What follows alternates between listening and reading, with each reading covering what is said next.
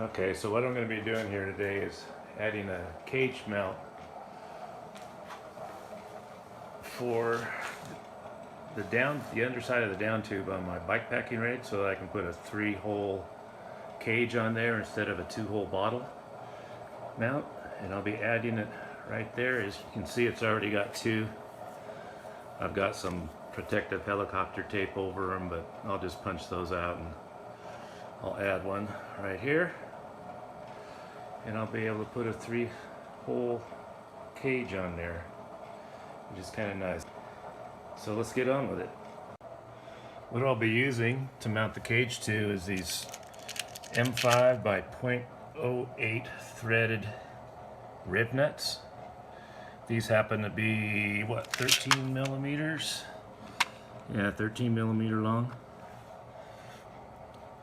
And I'll drill a hole, and then we'll set that from the outside of the frame. And I think you can see they've got some thread in there, and the bolt will thread right into that.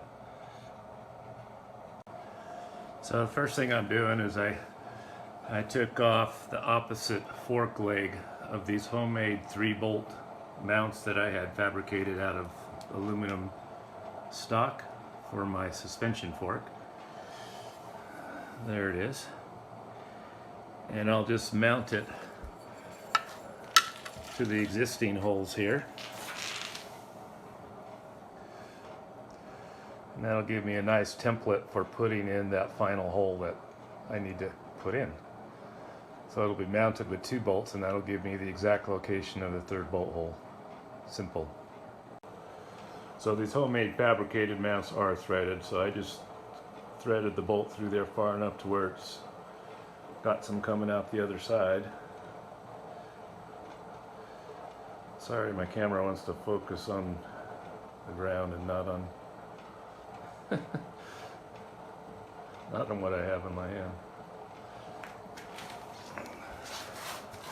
But I think you get the idea. It's just threaded far enough through so that when I continue screwing it in, it'll thread into the holes in the frame. Okay, so there's the mount in place. I put a little bit of painter's tape down here. It'll help when I punch it, it'll help it from drifting. It'll help the drill bit from drifting.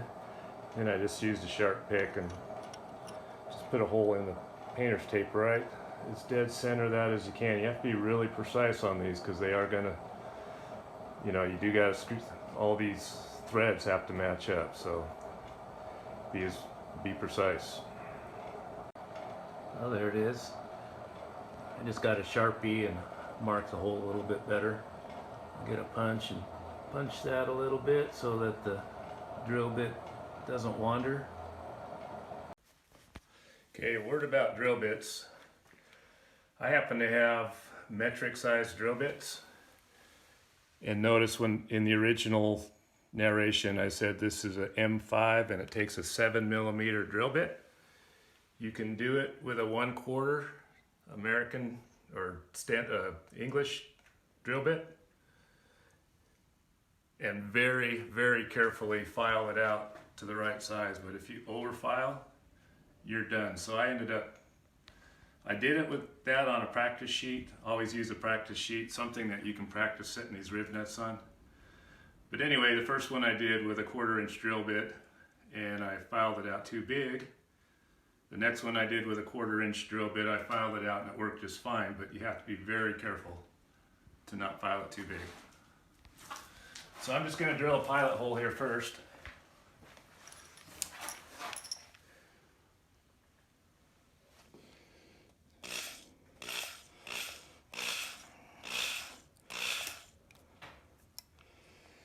And remember, it's aluminum, so it doesn't take a whole lot.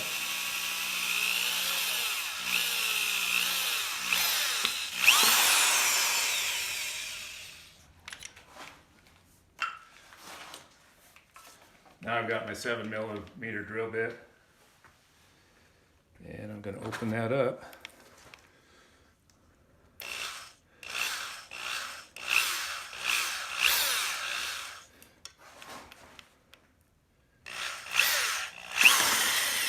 Okay, easy squeezy, take the tape off.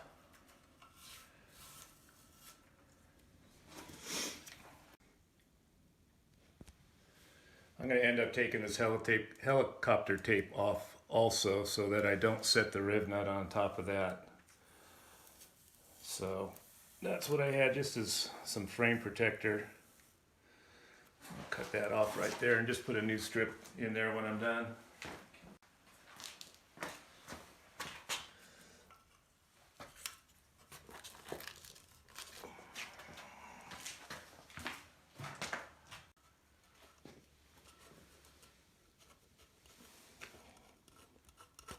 I'm going to clean that up with just a super light sanding, just to knock the burrs off.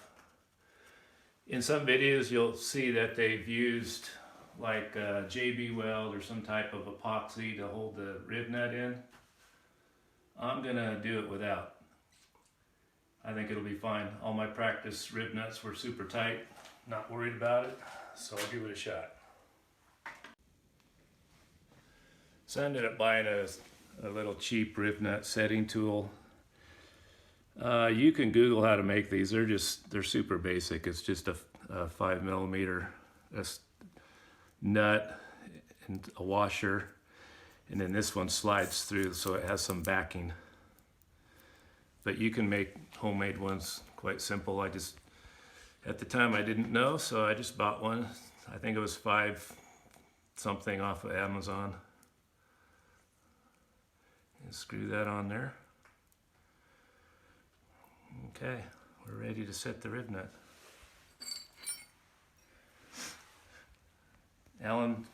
Metric Allen screw, and I happen to have a 5/8 end wrench.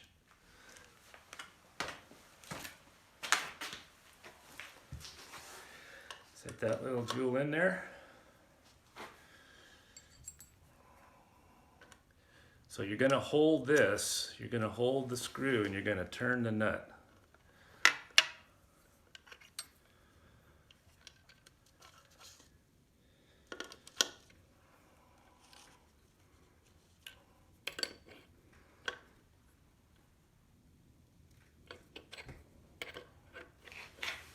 And you're going to turn this, and it's going to be a little bit tight, and then it'll stay the same.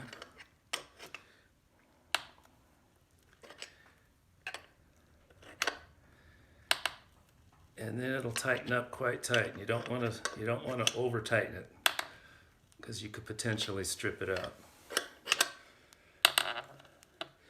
And then you have the issue of trying to remove the Rivnut. Sounds awesome.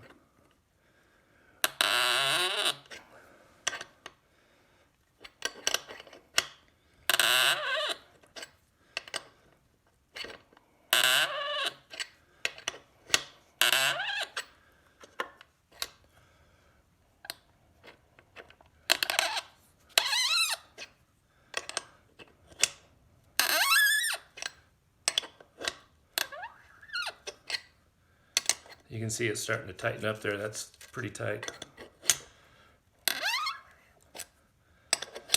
But the tension is roughly the same, so I'm not there yet.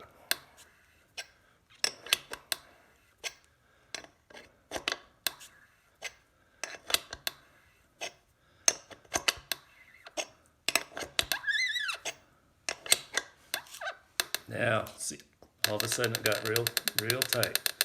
I just want to go a little bit and back it off, and I can unscrew my tool. And there you've got your Rivnut set. Okay, so here's the proof of the pudding. Let's make sure this is going to match up properly. This is a Salsa Anything Cage HD. Big plastic jobby. Took it off one of my other forks just for test fitting purposes here. I'm going to leave that just a little bit loose.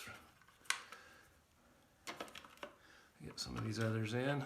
This is the Rivnut that I installed.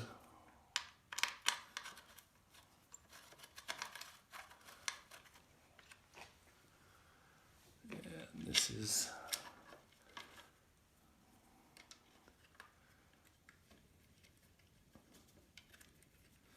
looks like it's going to match up.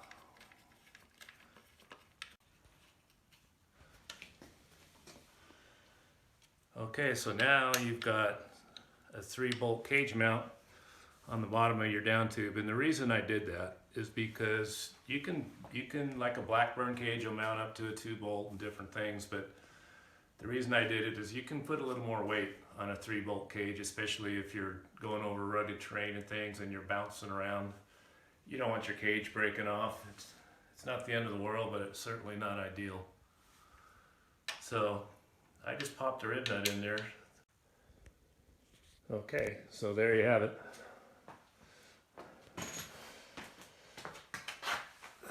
Nice 3-cage mount under the down tube. Looks like I've got plenty of tire clearance there. That's a 4-inch fat tire. I'll put some cargo on there and make sure I'm good. And by the way, if you do anything like this, congratulations, you just voided your warranty. So until next time, adios.